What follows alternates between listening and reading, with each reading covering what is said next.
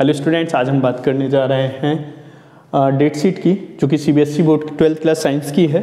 तो 22 फरवरी से लेकर आपके 12 मार्च तक के एग्ज़ाम है।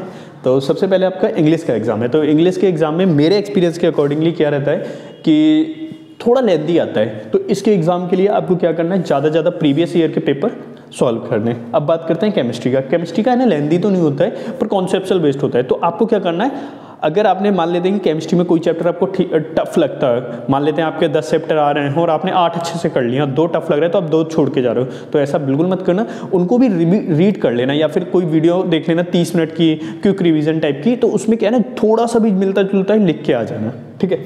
अब बात करते हैं फिजिक्स की। फिजिक्स में आप जितना अच्छा रिप्रेजेंट करोगे, जैसे डायग्राम वगैरह है, सोलोनॉइड वगैरह के डायग्राम बनाने या लेंस वगैरह के डायग्राम बनाने, तो बहुत ही अच्छी तरीके से बनाने। पर अब होता क्या है कि आप लोग है ना क्या करते हो कि डायग्राम बनाने ही पूरा टाइम लगा देते हो। तो इतनी अच्छी प्रैक्टिस करके जानी कि 3 घंटे के अंदर पूरा पेपर होना है, ठीक है। अगर 3 घंटे का पेपर आ रहा है, मेरे टाइम में 3 घंटे का आता था। मैथ्स के बारे में बात करते हैं। मैथ्स में देखो, मैंने क्या अपनी स्ट्रेटेजी अपनाई थी। मैंने जो लास्ट वाला सेक्शन था, जो ज़्यादा मार्क्स वाला सेक्शन था, उसको मैंने पहले अटैम्प्ट करा था। जो कम मार्क्स वाला था उसको मैंने बाद में अटैम्प्ट करा था। फिजिकल एजुकेशन में बहुत लिखना होता है। अब देखो, मैं बताता हूँ आपको देखो, आप 2 तरीके के बच्चे हो सकते हो, या तो आपने बहुत पढ़ा हो या आपने कम पढ़ा हो, ठीक है। ऐसा कोई नहीं होता जिसने बिल्कुल नहीं पढ़ा हो, ठीक है। बस कह देते हैं कि हमने बिल्कुल नहीं पढ़ा, वो थोड़ा डर होता है। या तो आपने बहुत पढ़ा हो तो आप बिल्कुल अच्छी तरीके से लिख के जाना, बहुत अच्छी प्रैक्टिस की। या फिर आपने थोड़ा सा कम पढ़ा है, तो अब आपका हो क्या सकता है कि आपने कोई क्वेश्चन देखे, 5 क्वेश्चन देखे आपने स्टार्टिंग के, उसमें से आपको 3 आते हैं, कोई बात नहीं, 3 कर दो वो अच्छे से। अब जो 2 बचे, जो 2 बचे, अब उसमें क्या करना है, आपको कुछ ना कुछ जरूर लिखना है। देखो होता क्या है, जैसे हम लोग भी 12th की कॉपी जब चेक करते थे तो उसमें पता होता था कि इसने लिखा है तो कुछ मार्क्स देना है, इसने नहीं लिखा है तो मार्क्स नहीं देना। नहीं लिखोगे मार्क्स नहीं मिलेंगे, लिखेगा तो मार्क्स मिलेंगे। तो आपको पूरा एक एडवाइस मेरी मान लेना बहुत ही अच्छी तरीके से, कुछ भी छोड़ के नहीं आना है। याद रखो, दोबारा मैं बोल रहा हूँ, कुछ भी छोड़ के नहीं आना है। अगर आपने छोड़ा तो आपने, देखो एक एग्जांपल ही समझ लेते हैं। जैसे मान लेते हैं, मानते एक क्वेश्चन आया 5 मार्क्स का, ठीक है। आपने उसका रिलेटेबल लिख दिया, तो आपको मैं 0 से लेके 5 मार्क्स तक कुछ भी दे सकता हूँ। तो हम लोगों को एक एडवाइस मिला जाता है कि अगर कुछ रिलेटेबल लिखा हो तो उसको मार्क्स दिया जाए। तो मैं आपको कितना दे सकता हूँ, 1 दे सकता हूँ, 2 दे सकता हूँ, 3 दे सकता हूँ, 4 और 5 तो बिल्कुल सही मतलब अप्रोच रहेगी तो मिलेंगे, तो ये नहीं। तो कम से कम 1, 2, 3 मार्क्स तो आप कर लो कि जहाँ पे आपको 0 मार्क्स मिल रहे थे वहाँ पे आपको 1, 2, 3 मार्क्स मिल जाएंगे।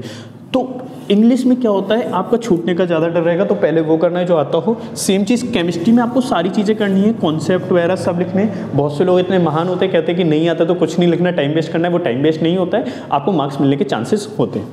फिजिक्स की बात करते हैं। फिजिक्स में डायग्राम वगैरह अच्छे से बनाना है, सारी चीज़ें। मैथ्स की बात करते हैं। अच्छा, मैथ्स में मैंने एक चीज़ मैं बताऊँ आपको, बहुत इंटरनल बता रहा हूँ। मैथ्स में चलो मेरा नहीं, मेरा दोस्त का ही, उसके आए 95 मार्क्स 100 में, मेरे दोस्त के। पर उसने 8 मार्क्स का गलत करा था। पर नहीं 8 नहीं, उसने 14 मार्क्स का गलत करा था। पर उसने करा क्या था, उसने एक चालाकी करी थी। जैसे आंसर लिख रहा था और लास्ट में लिख दिया आंसर इक्वल टू और कोई डिजिट लिख दी। मतलब जो इसने कैलकुलेशन पूरी करने में दिक्कत हो रही थी तो उससे मिलती जुलती लिख दी। जैसे कि हमें पता होता है कि प्रोबेबिलिटी का आंसर 0 से 1 के बीच में आता है, तो इसके बीच में कुछ भी आंसर लिख दो, जहाँ तक आ रहा है आपको वहाँ तक सॉल्व कर दो, या इंटीग्रेशन सॉल्व कर दो। इस तरीके की चीज़ें आप करके आओ, पक्का आपको मार्क्स मिलेंगे। तो उसका 14 मार्क्स का मतलब उसको श्योर नहीं था, पर फिर भी उसके 95 मार्क्स हैं, तो ये बड़ी बात है।